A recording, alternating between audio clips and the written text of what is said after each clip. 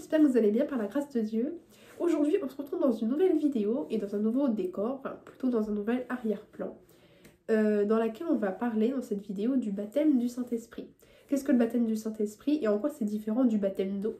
Parce qu'on pourrait se poser la question, c'est tout à fait normal, de ce que c'est que la différence. Et on va voir ce qui en découle de ce baptême-là. On verra dans cette vidéo que, en fait, après la nouvelle naissance, après que nous sommes nés de nouveau, que nous sommes croyants, il est important d'être baptisé du Saint-Esprit. Pas être seulement baptisé d'eau, le baptême d'eau, mais également le baptême du Saint-Esprit, qui est un baptême spirituel.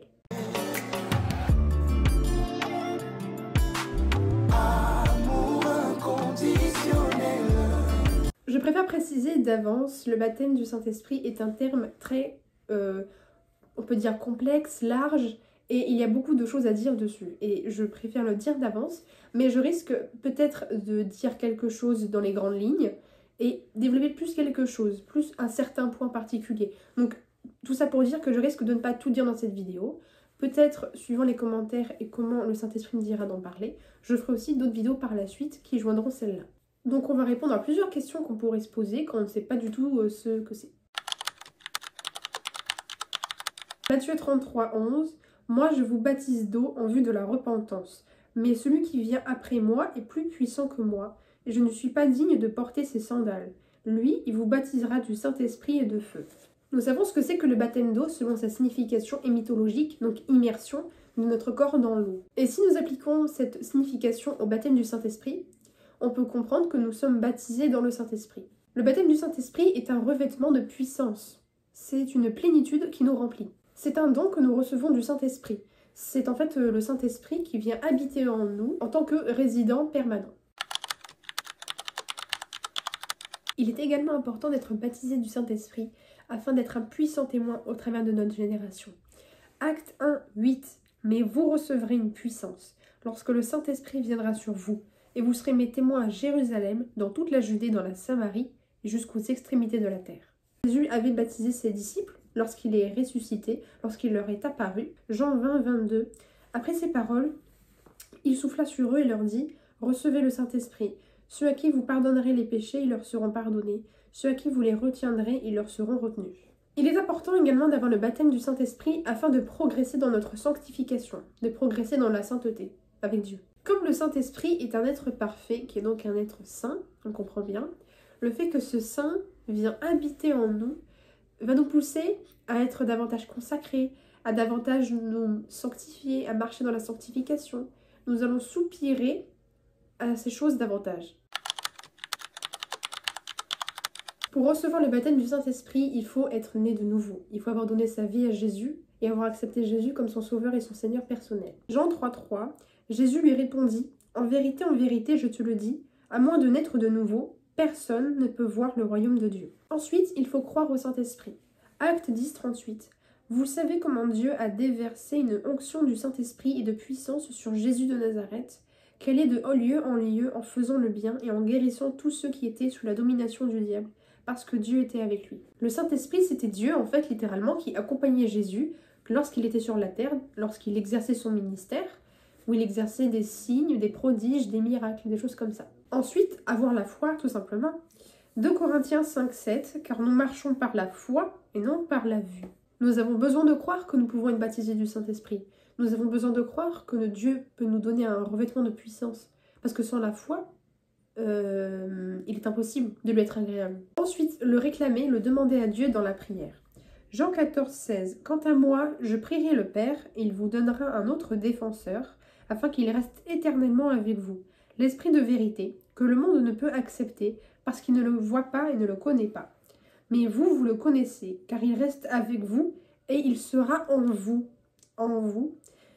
Je ne vous laisserai pas orphelin, je reviens vers vous. C'est pleinement la volonté de Dieu que chacun d'entre nous ayons le baptême du Saint-Esprit.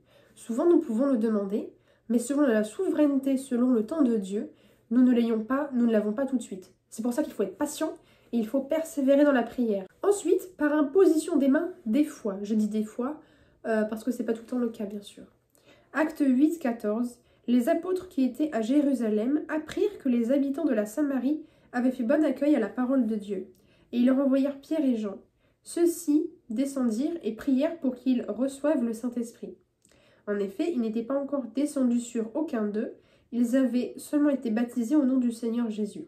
Alors Pierre et Jean, c'était eux à ce moment-là, posèrent les mains sur eux et ils reçurent le Saint-Esprit. Ensuite, et ça c'est un point très important, c'est s'abandonner entre les mains de Dieu. Romains 12:1. Je vous encourage donc, frères et sœurs, par les compassions de Dieu, à offrir votre corps comme un sacrifice vivant, saint, agréable à Dieu. Ce sera de votre part un culte raisonnable.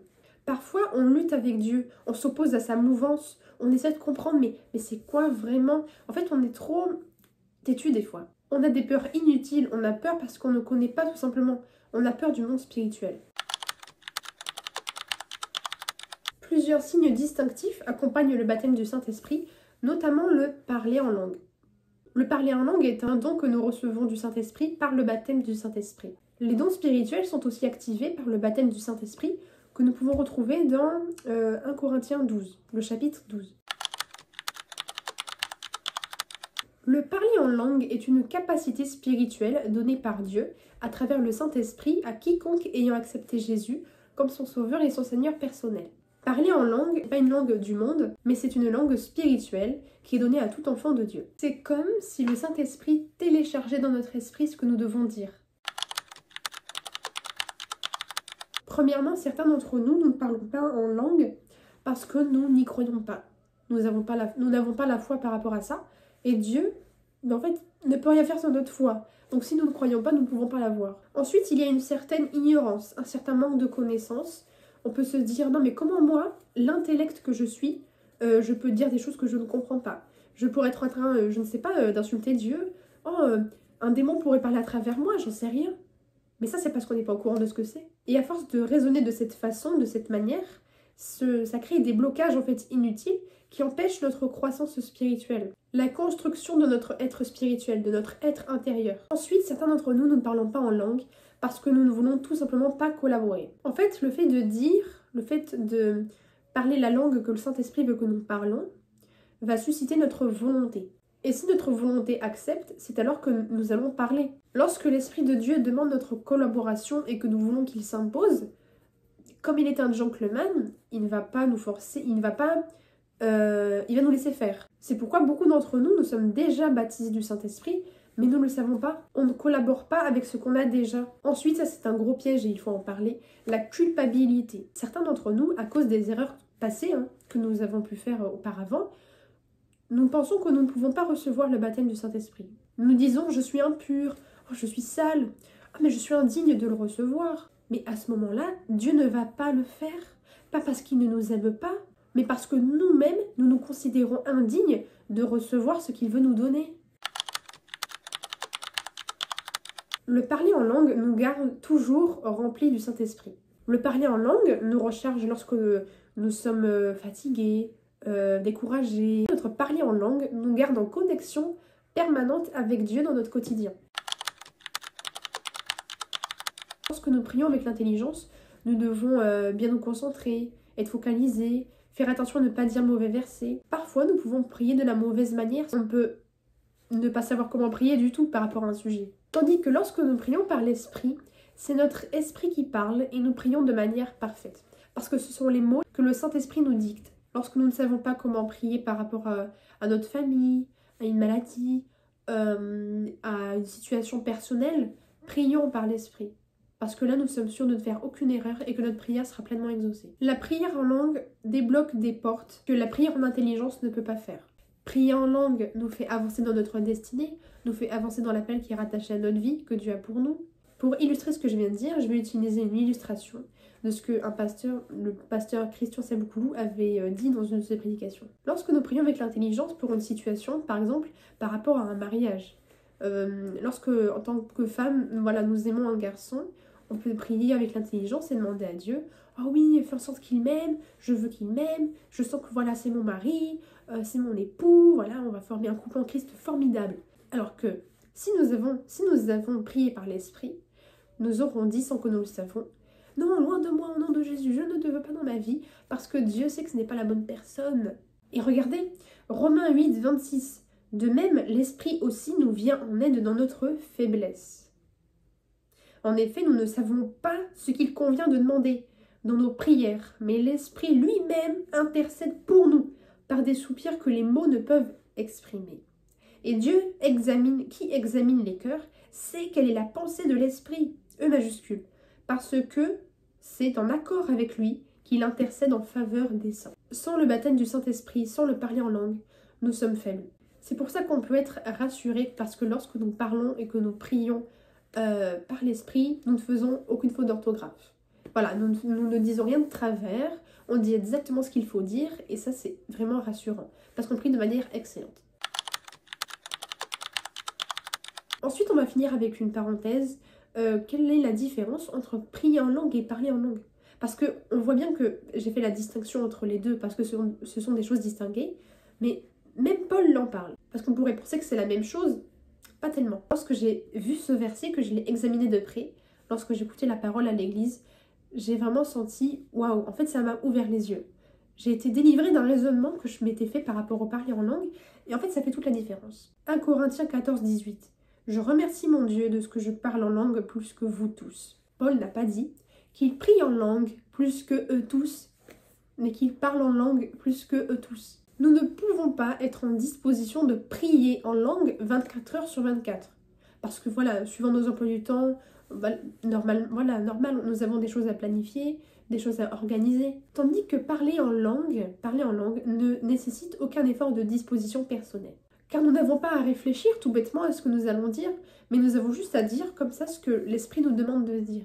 Et nous pouvons parler en langue tout en lisant le journal, tout en allant faire les courses, en étant sous la douche, en écoutant une réunion de travail. Et lorsque nous parlons à quelqu'un, nous avons d'excellentes inspirations, car à ces moments-là, le Saint-Esprit nous communique des idées qui viennent tout droit de lui. Toi qui n'as peut-être pas encore reçu le baptême du Saint-Esprit, et que tu es maintenant intéressé par tout ce qui a été dit, je vais t'inviter à prier avec moi.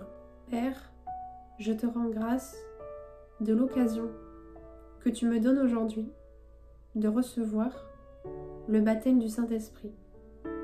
Je te demande pardon pour mon ignorance, pour mon manque de connaissances et pour les faux raisonnements que je me suis fait par rapport à ça. Je sais à présent que c'est ta volonté que je reçoive le baptême du Saint-Esprit. Alors Seigneur, par ma foi, baptise-moi du Saint-Esprit. Saint-Esprit, viens habiter en moi, par la foi. Remplis-moi, donne-moi cette plénitude qui m'est promise. Merci, au nom de Jésus. Amen. Seigneur, je te rends grâce de l'occasion que tu me donnes de pouvoir parler sur tes bien-aimés, sur ces personnes nées de nouveau. Et tu vois leur foi, tu vois leur zèle, tu vois leur abandon complètement à toi. Et je prie afin que tu les baptises du Saint-Esprit. Oui Seigneur, que tu les baptises du Saint-Esprit, que tu les remplisses, parce que c'est pleinement ta volonté. Comme tu les as fait avec les disciples dans la chambre haute, et comme tu l'as fait lorsque tu es ressuscité et que tu leur es apparu. Oui Seigneur, qu'ils soient baptisés du Saint-Esprit, qu'ils reçoivent un revêtement de puissance au nom de Jésus. Merci, parce que tu exauces leur foi et tu exauces leur prière. Au nom de Jésus, recevez le baptême du Saint-Esprit. Soyez remplis, soyez bénis. Recevez le don du parler en langue. Au nom de Jésus. Merci Seigneur. Amen. Je sais pas vous, mais moi ça m'a fait du bien de faire cette vidéo. Je me sens bien. J'espère que cette vidéo vous a plu, que t'as plu personnellement. N'hésite pas à t'abonner, à liker la vidéo, à partager. Et ça a vraiment été un plaisir de faire cette vidéo. On se retrouve dans une prochaine vidéo. Et demeurez bénis. À bientôt.